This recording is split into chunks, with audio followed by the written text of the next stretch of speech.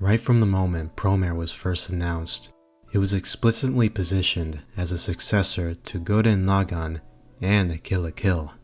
Trigger's output has branched out a lot since Kill la Kill, but the promise of recapturing that old-school Gainax charm captured fans' hearts right away. Trigger hasn't always lived up to that promise, but this film absolutely blew me away. If you're already a diehard Trigger fan, you probably won't need any convincing, but even skeptics should watch Promare for a perfect crystallization of Trigger's appeal. Promare's visual style immediately stands out. Bright colors with almost no gradients, a world full of geometric buildings and objects, buff robots, and near constant action. It shares many aesthetic ideas that were developed in Kill la Kill, but the movie format has finally given the staff the leeway to apply those ideas consistently, without any noticeable dips in the animation or drastic changes in style between scenes. Inconsistency was always a problem in previous Trigger works, so just being able to see these creative character and robot designs move around the way they were envisioned does wonders to strengthen the film overall. The other thing that will leap out to the viewer is the ambitious 3D work. The modeling and rigging were mainly handled by X-Flag, which is why the film was billed as a co-production, although longtime Trigger collaborators Sanzigen handled the 3D animation and direction. As a result, the visuals aren't a drastic departure from anything you may have seen before, but they have been taken to a new level. The film is filled with grand, sweeping shots that give the action scenes an epic sense of scale. Some close-up shots are more awkward in context, especially when it comes to the human characters, but the film wisely keeps the 3D animation focused on the robot action. The camera also moves quickly enough in these scenes that you're almost never made to linger on any particular 3D model, so the overall look should satisfy even an ardent CG hater. I would consider Promare an above-average film on the basis of its visuals alone, but fortunately the story is pretty good too. It's not terribly original.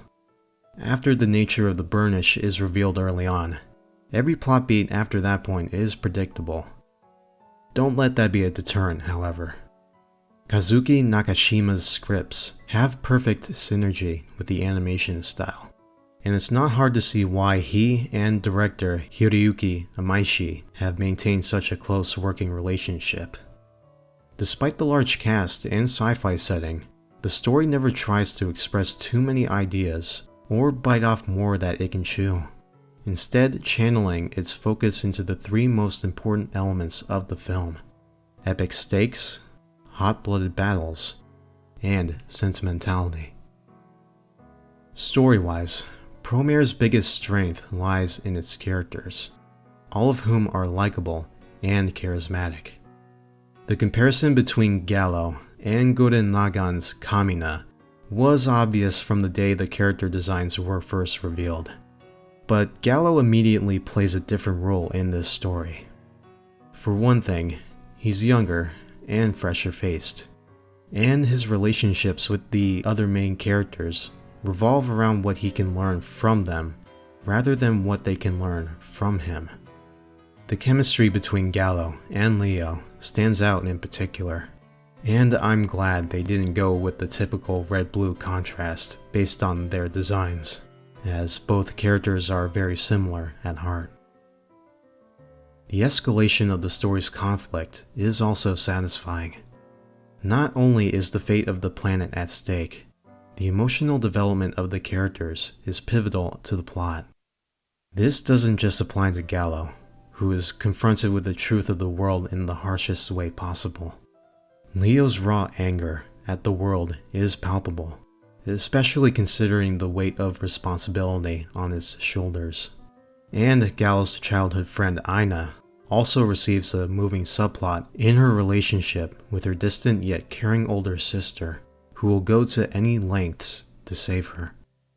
Interestingly, there's never any question for Gallo about whether the world can be saved.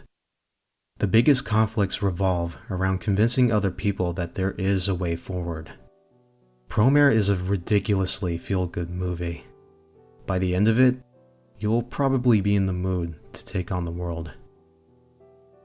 Hiroyuki Sawano's soundtrack goes a long way toward making every key plot development stand out, as every battle seems to be accompanied by an epic insert song. It may be somewhat overkill, but anything less than pure theatrics would probably have made this plot seem ordinary. I was also impressed with the voice acting, especially with Ayane Sakura and Masato Sakai's work, who played Aina and Kurei, respectively. Kenichi Matsuyama, who is best known for playing L in the live-action Death Note movies, initially lacks crucial confidence in his voice performance, but by the end of the film, he nails the tone for Gallo. Overall, Promare is a refinement of the Trigger formula, to the point where I honestly believe it has outdone the classics that inspired it. Being only a casual fan of Gurren Lagann and its like, I wasn't expecting Promare to blow me away, but it did.